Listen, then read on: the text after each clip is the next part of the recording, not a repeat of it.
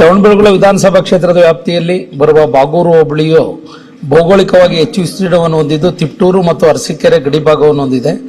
ಕಾನೂನು ಮತ್ತು ಸುವ್ಯವಸ್ಥೆಯನ್ನು ಕಾಪಾಡುವ ಸಲುವಾಗಿ ಸಾರ್ವಜನಿಕ ಹಿತದೃಷ್ಟಿಯಿಂದ ಬಾಗೂರು ಹೋಬಳಿ ಕೇಂದ್ರಕ್ಕೆ ಒಂದು ಪೊಲೀಸ್ ಠಾಣೆಯನ್ನು ಮುಂದಿನ ಆಯವ್ಯಯದಲ್ಲಿ ಘೋಷಣೆ ಮಾಡುವಂತೆ ಮಾನ್ಯ ಗೃಹ ಸಚಿವರನ್ನ ಸಲಹೆ ಬಯಸುತ್ತೇನೆ.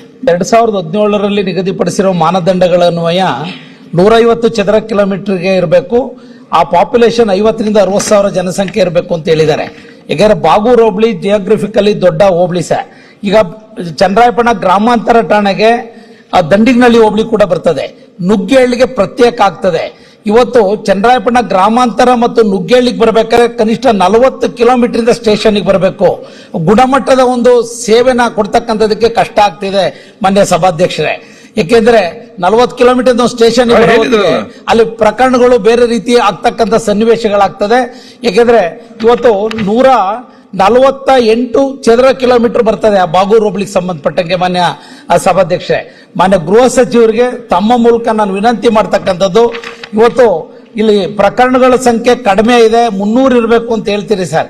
ಆದ್ರೆ ಇವತ್ತು 15-20 ವರ್ಷದಿಂದ ಕೂಡ ಪ್ರತಿ ಪೊಲೀಸ್ ಸ್ಟೇಷನ್ ನಲ್ಲಿ ಜನಸಂಖ್ಯೆಗೆ ಅನುಗುಣವಾಗಿ ಪೊಲೀಸರ ಸಂಖ್ಯೆನೂ ಕೂಡ ಕಡಿಮೆ ಇದೆ. ಆ ಕಾರಣದಿಂದ ದಯಮಾಡಿ ತಿಪ್ಟೂರು ಮತ್ತು ಅರಸೀಕೆರೆ ಗಡಿ ಭಾಗದಿಂದ ಬರಬೇಕು ಅಂದ್ರೆ ತುಂಬಾ ಕಷ್ಟ ಆಗಿದೆ. ತಮ್ಮ ಮೂಲಕ ಮಾನ್ಯ ಗೃಹ ಸಚಿವರಲ್ಲಿ ವಿನಂತಿ ಮಾಡ್ತಾರೆ, ಬರುವ ಈ ಪ್ರಸಕ್ತ ವರ್ಷದಲ್ಲಿ ಕಡ್ಡಾಯವಾಗಿ ಬಾಗೂರ್ಗೆ ಪೊಲೀಸ್ ಠಾಣೆನ ನೀವು ಮಂಜೂರು ಮಾಡಿಕೊಡ್ಬೇಕು ಅಂತ ತಮ್ಮ ಮೂಲಕ ಒತ್ತಾಯ ಮಾಡ್ತಿದ್ದೀನಿ. ದಯಮಾಡಿ